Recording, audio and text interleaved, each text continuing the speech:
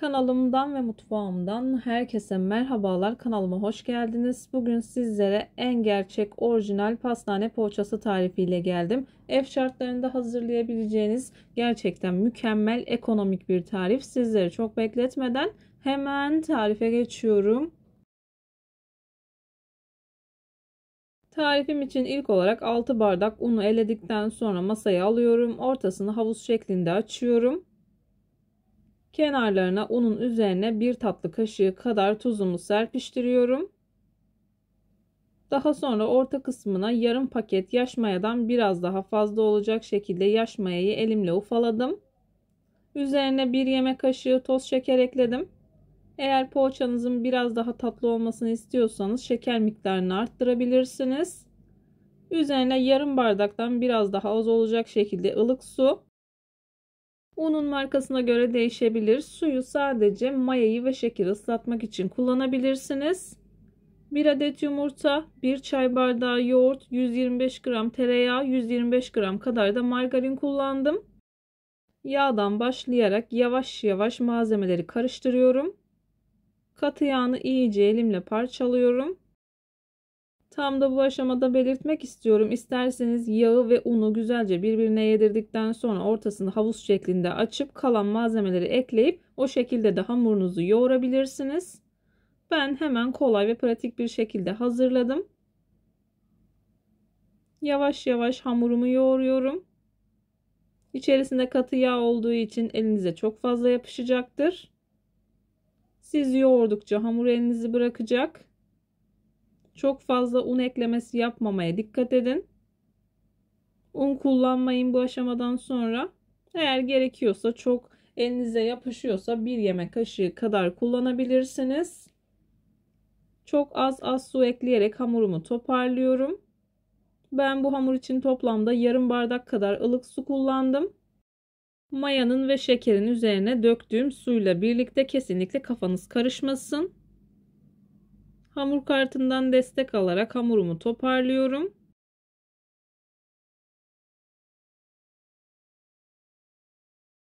Hamur toparladıktan sonra en az bir 5 dakika kadar yoğurmanız gerekiyor. İlerleyen dakikalarda hamurun kıvamını yakından göstermeye çalışacağım.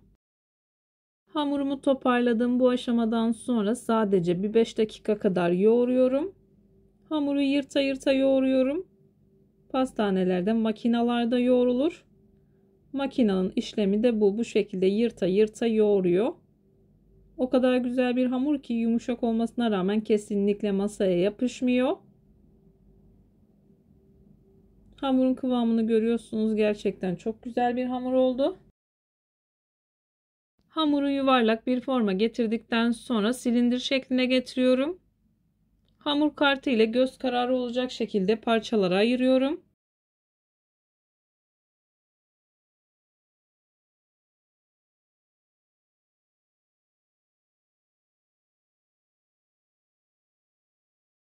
Parçalara ayırdıktan sonra bezelerimi hazırlıyorum. Ben bu hamurdan toplamda 17 adet beze elde ettim. İsterseniz daha küçük poğaçalar hazırlayabilirsiniz. Benim poğaçalarım biraz büyük.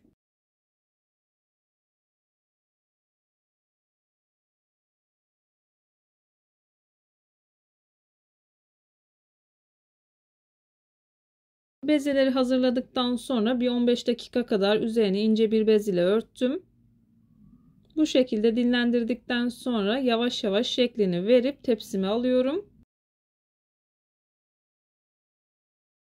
Ben poğaçaları 2 farklı şekilde hazırladım. İsterseniz hepsini yuvarlak hazırlayabilirsiniz. Aynı zamanda ben sade olarak hazırladım. Dilerseniz içli olarak da hazırlayabilirsiniz.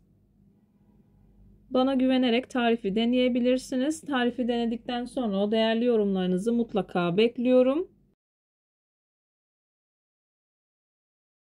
Ben poğaçalarımı hazırlamaya devam ederken buraya kadar gelmiş olan siz değerli takipçilerimden her zaman olduğu gibi ricam yoruma kalp olur, emoji olur veya tarifim hakkında farklı bir fikriniz varsa bunu da benimle paylaşabilirsiniz. Ayrıca videolarımı sevdiğiniz kişilerle de paylaşarak bana bu şekilde destek olabilirsiniz. Poğaçalarımı hazırladım. İsterseniz masada üzerine bastırıp o şekilde tepsiye alabilirsiniz veya tepsiye aldıktan sonra bu şekilde üzerine iyice bastırın. Üzerine iyice bastırın, kabarmaz diye korkmayın. Gördüğünüz gibi çok güzel bir şekilde kabardılar. Şeklini tamamen size bırakıyorum. Dediğim gibi iç malzemesi kullanabilirsiniz. Poğaçalarımı yassılaştırdıktan sonra üzerlerine yumurta sarısı sürüyorum. Bir tane yumurta sarısı az olduğu için ben 2 tane yumurta sarısı kullandım. Yumurta sarısını sürdükten sonra isteğe bağlı olarak susam serpebilirsiniz. Bu şekilde hazırladıktan sonra 1 saat kadar soğuk fırında dinlendirdim. 1 saatin sonunda 20 dakika kadar fırını 50 dereceye ayarladım. O şekilde kabarmasını sağladım. Kabardıktan sonra 160 dereceye alıp o şekilde pişirdim. Hemen yuvarlak poğaçalarımı da tepsiye aldım. Üzerlerine iyice bastırıyorum. İyice bastırdıktan sonra yumurta sarısını sürüyorum. Üzerlerini çatalla çiziyorum. Dediğim gibi ilk etapta bir saat kadar soğuk fırında, daha sonra 20 dakika 50 derecelik fırında, daha sonra da 160 derecelik fırında altı üstü güzelce kızarıncaya kadar poğaçalarınızı pişirebilirsiniz. 1 saat dinlenen, 20 dakika kadar da 50 derecelik fırında pişen poğaçalarım hemen hızlı bir şekilde 160 derecelik fırına sürüyorum. Poğaçalarım fırından çıktı. Gördüğünüz gibi çok güzel bir şekilde kızardılar. İlk sıcaklığı çıktıktan sonra sizler için doku testi yapıyorum. Pastaneden aldığınız poğaçadan hiçbir farkı yok. Hatta kendi ev yoğurdunuzu kullanırsanız çok daha güzel oluyor. Doku testi yapıyorum. Şu anda hala soğumamış olmasına rağmen gördüğünüz gibi en ufak bir hamurlaşma yok. İç dokusunu da ayrıntılı bir şekilde göstermeye çalışacağım. Videolarımda yapmış olduğum tariflerin elimden geldiği kadarıyla püf noktalarını vermeye çalışıyorum. Ama yine de aklınıza takılan herhangi bir şey olursa yorumlara yazarsanız gördüğüm zaman sizlere dönüş sağlarım. Yine aynı zamanda videonun altındaki açıklama kısmına malzeme listesini tam not olarak ekleyeceğim. Dilerseniz oradan da bakabilirsiniz. Poğaçanın güzelliğini görüyorsunuz. Gerçekten muhteşem oldu. Bu arada birçok hamur işi tarifine kanalımdan ulaşabilirsiniz. Kete tarifleri, baklava tarifleri, su böreği tarifi, daha aklıma gelmeyen birçok hamur işi tarifine yine kanalımdan ulaşabilirsiniz.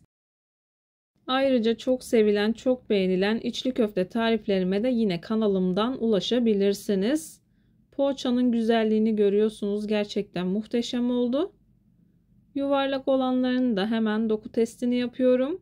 Bu arada sizler de hala kanalıma abone değilseniz bana destek olmak için kanalıma abone olabilirsiniz. Videomu sevdiğiniz arkadaşlarınızla paylaşabilirsiniz. Kendinize ve sevdiklerinize çok iyi bakın. Başka bir tarifte, başka bir lezzette görüşmek üzere. Hoşça kalın. Allah'a emanet olun.